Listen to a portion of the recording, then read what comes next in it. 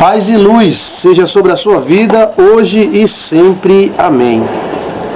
Muita sabedoria para você, muita graça seja sobre você, que você aprenda muito. Deus abra a tua mente e você aprenda muito. Vamos agora para a matéria Administração Eclesiástica 1.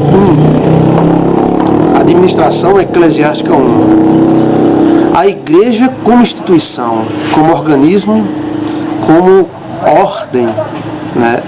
A igreja precisa ser administrada corretamente, baseada na palavra de Deus. Vá anotando aí os principais textos, os textos básicos que eu estou falando aqui, os tópicos, né? Para que você faça depois um bom comentário. A igreja, a administração eclesiástica, nós vamos, né, estudar, né, ver a igreja como organismo que é necessário, que precisa ser bem administrada, que precisa ser bem ordenada para funcionar corretamente. A igreja é uma instituição, uma sociedade organizada. Então essa instituição, ela tem várias faces, né? Ela tem a face jurídica da igreja. Então a igreja, por isso que a igreja tem advogados, né? Tem aquela parte social que ela representa uma facção, uma parte da sociedade brasileira ou de qualquer outro país. Então a igreja é uma instituição, uma sociedade organizada. Ela é constituída de pessoas, hierarquias, patrimônio, verba, que são os dízimos e as ofertas, são as verbas dessa instituição eclesiástica. Esta sociedade, ela tem direitos e deveres civis. Então, a igreja, ela tem direitos e deveres perante a sociedade contemporânea. Não pense que a igreja é algo estranho, né? A igreja, ela tem um papel muito importante na sociedade e também é uma das instituições mais importantes da sociedade, a igreja. Esta sociedade tem direitos e deveres civis. Você tem que ser um bom administrador, ou seja, você tem que saber que a sua igreja, a igreja que você vai comandar, ou que você vai participar, ela tem direitos. Ela tem direito de fazer o seu culto e ninguém perturbar. Ela tem direito de chamar a polícia se alguém estiver perturbando ela. E ela também tem deveres. Quais são os deveres da igreja? Né? Dela pagar a sua conta em dia, as suas contas em dia, de ela prestar o serviço certo à sociedade, prestar declaração à sociedade. Ou seja, ela pode responder pelos seus atos e os atos dos seus obreiros e os atos dos seus membros. A igreja também tem documentos. Ela tem um registro, ela é registrada como empresa, né? Toda igreja evangélica, ela tem um alvará de funcionamento, então ela precisa de um alvará. Encontramos muitas igrejas sem alvará, mas não é tão difícil tirar o alvará assim. Pelo fato, se sua igreja for pequena, pelo fato da igreja ser pequena, não significa que ela seja desorganizada. É necessário ela ter um alvará, um registro, né? Ela precisa ser registrada, ela deve ter um CNPJ, e tudo isso é muito importante e também não é muito caro que se ter. A igreja tem isso, alvará, CNPJ, ela tem um regimento interno, né? Tem um livro de ata para registrar as reuniões e as decisões dessas reuniões. Ela tem um regimento interno, tem um estatuto e tem um regimento interno. O estatuto é geral, não pode ser mudado. Depois de registrado, não pode ser mudado. E para mudar, uma burocracia muito grande. Agora, o regimento interno pode ser mudado. E ela tem uma diretoria.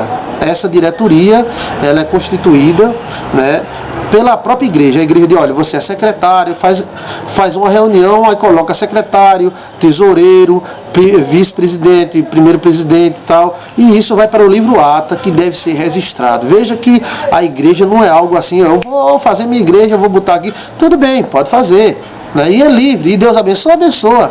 Né? Agora é o seguinte, é sempre bom estarmos corretos e termos a documentação certa. E você que é obreiro, você tem que saber que a igreja tem uma documentação e tem que existir uma documentação. E a documentação é esta que eu falei. Livro ata é aquele livro onde nós registramos as reuniões extraordinárias. Geralmente aquele livro grande, de 200 páginas, numerada, registrada a primeira página, né, tendo o termo de abertura e a diretoria inicial. Diretoria é aquele grupo de pessoas que comandam aquela sociedade cristã, ou seja, é aquele grupo de cristãos que comandam aquela igreja, né? Na diretoria, primeiro presidente, vice-presidente, vamos explicar mais adiante. Deve haver uma diretoria. A igreja que só tem um pastor e mais o pastor igual o pastor vezes o pastor, ela deixa a desejar, né? Deve-se ter uma diretoria para que essa diretoria se reúna e resolva os problemas da igreja. O regimento interno é justamente aquele regimento que trata de assuntos que o estatuto não trata. Ela tenta explicar o que o estatuto quer dizer. Esse é o regimento interno.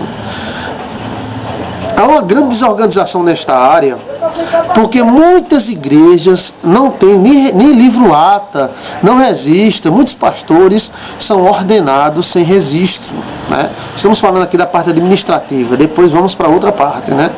Outro tipo de administração. E muitos pastores não têm nem a cartinha comprovando que ele é ordenado. Aí de repente ele é pastor de uma igreja pentecostal não sei de onde. Aí essa igreja tem algum problema com ele, ele sai da igreja. Aí chega noutra igreja, aí outra igreja, você é pastor? Sou. Foi ordenado por quem? Por fulano. Você tem como comprovar? Não. Vai falar com fulano. Como fulano está com raiva dele, de eu? Aquele cara? Não. Aí houve uma complicação. Aí onde está a questão da ordenação. Deus abençoa, se um grupo de pastores se reunir e ungir outra pessoa como pastor, Deus vai aprovar aquela pessoa, aquela unção vai valer sim. Agora, o que existe é uma desorganização, porque o certo é quando você unge um diácono, aliás, diácono não se unge, quando você coloca um diácono, unge um presbítero, o missionário é pastor, deve ir para o livro de ata. Hoje, nessa reunião, decidimos que domingo vamos ungir a pastor fulano de tal, você achar digno, tal. Manda as pessoas assinar. Depois tira uma xerox desse livro de ata e entrega para o pastor ordenado. Em outras igrejas mais organizadas, sai um tipo de um certificado. Certificamos que o fulano de tal foi ordenado em nossa igreja como pastor e ministro do Senhor, tal dia, na presença de tal e de tal. Então, esta é uma das maneiras mais corretas de se administrar juridicamente a igreja. Ela tem documentos, né? Ela tem documentos. As igrejas pequenas não precisam ser ilegais, né? Não pagam imposto. O que vai pagar é para registrar. Existem advogados especialistas nisso.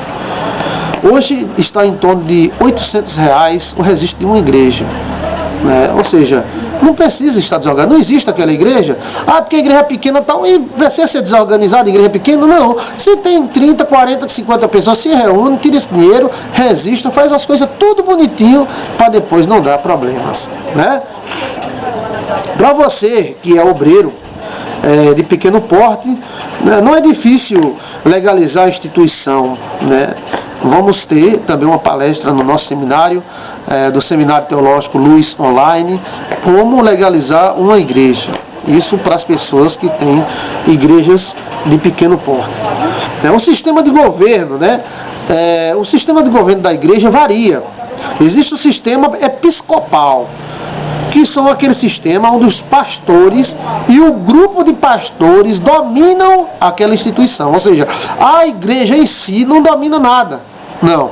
Mas aquele grupo de pastores dominam a instituição e os passos dessa instituição. E todos os membros da diretoria são, na maioria, todos ou na maioria, são pastores. Aí esse sistema é episcopal. Um pastor mandando no outro e uma diretoria de pastores mandando na igreja. Existe também o sistema presbiteriano, onde o nome presbítero significa ancião, onde os presbíteros dominam a igreja, né? Não é os diáconos, nem a igreja, nem é o pastor, não. são os presbíteros. Geralmente a igreja mais conhecida é a igreja presbiteriana, mas existem várias igrejas onde o domínio é presbiteriano e ela não é presbiteriana. Aqueles presbíteros, os anciões, os mais antigos, dominam aquela instituição, eles dominam os maiores cargos, decidem se o pastor vai sair, se o pastor vai entrar, quanto ele vai ganhar, quem é que vai ser ungido presbítero, quem é que vai ser ungido diácono, eles decidem tudo. Esse é o sistema presbiteriano. O sistema congregacional. O sistema congregacional é um sistema onde a congregação domina. Então a congregação tem direito a votos a partir do batismo. Então a partir do batismo, aquela pessoa que foi batizada e foi registrada no livro ata, o seu batismo, ela passa a ter direito a voto. Então quem decide os passos daquela igreja são aqueles membros que são batizados. Então, é o sistema congregacional. Segundo alguns, é o sistema mais democrático que existe, né? Onde a igreja domina os passos dela mesma. Bem, em todos os sistemas existem falhas e acertos. Todos são bons e todos têm problemas, né? São esses os principais, né, sistemas. Vamos dizer um exemplo, né? Vamos citar exemplos para você compreender mais esse sistema episcopal, presbiteriano e congregacional. Vamos lá compreender mais esses sistemas de organização